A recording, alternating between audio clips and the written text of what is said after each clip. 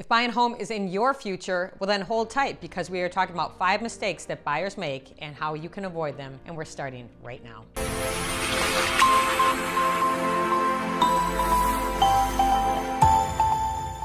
All right, welcome back to Real Estate School. I am Michelle Miller with Michelle Miller Realty here in the Scottsdale, Arizona area.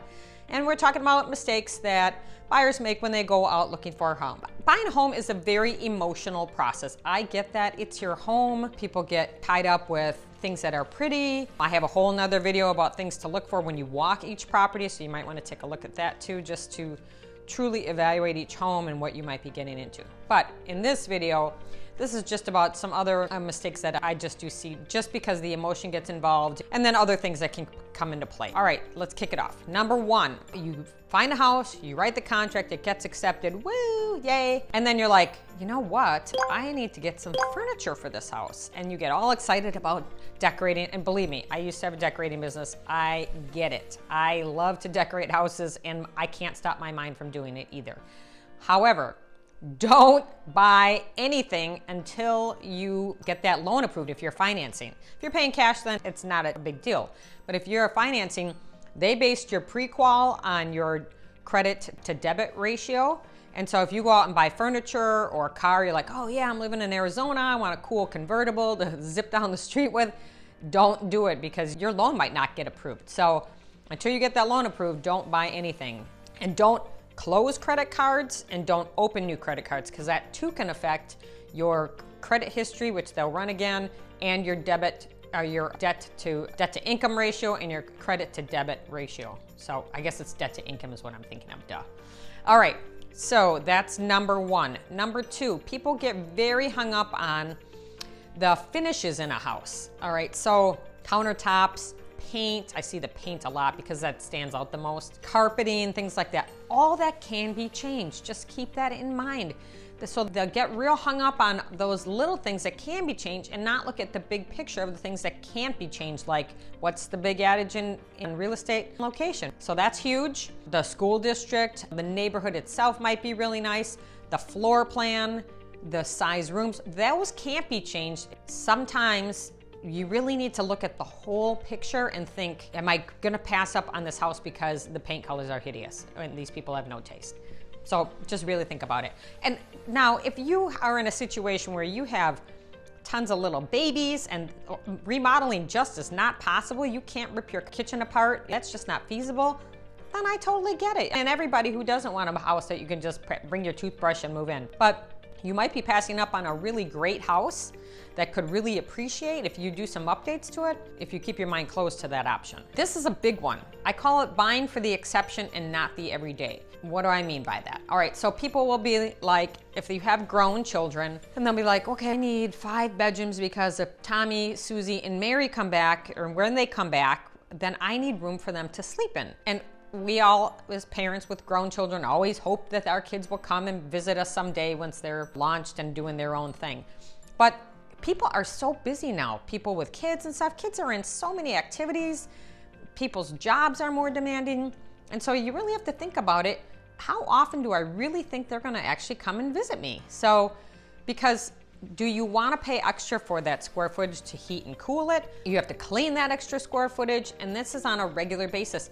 Or is it more cost effective to just put them up in a hotel when they do come to town? Now, I know it's not as great when everybody's not in the house at the same time. I totally get that too, because that's fun.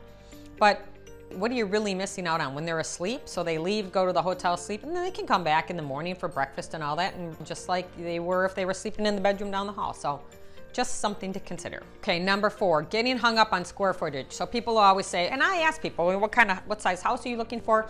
And they'll get set up, I need at least 2,500, 3,000 square feet, nothing smaller. Okay, a 2,500 square foot house can look very spacious and very both, depending on the floor plan.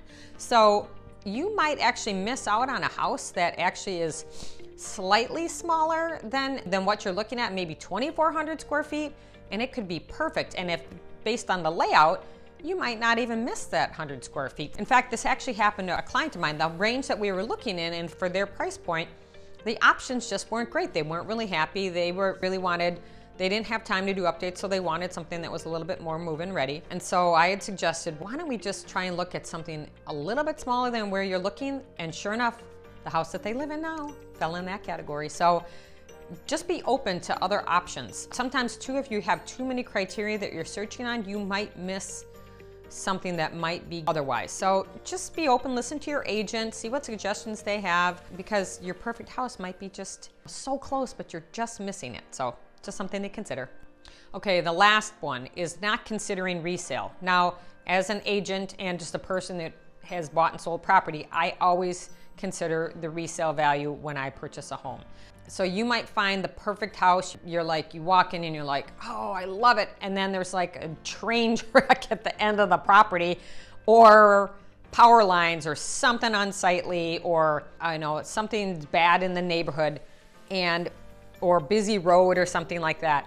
And it might be okay for you. You don't care about that, but the next guy might. And so it could impact your ability to resell. And the odds are that you're going to eventually sell that house at some point, unless you die in it, then someone in your family is going to have to sell it. So do you want to saddle them with that difficult task? You want to, you don't like them. But I always just try and look long term. And I do when I show property to my clients, I'll point out the things that could potentially impact their resale. And if they're okay with it, then great. But just, you need to be aware, the conversation needs to be had, just so you feel good about the purchase. When you do actually sign on the dotted line, you feel good about that purchase. If you have any questions about this video or other videos on this channel, I am always happy to answer your questions. Please feel free to reach out. My contact information is in the description below, and there should be a little title that's popping up to give you my contact information, or you can find it on my website at michellemillerrealty.com.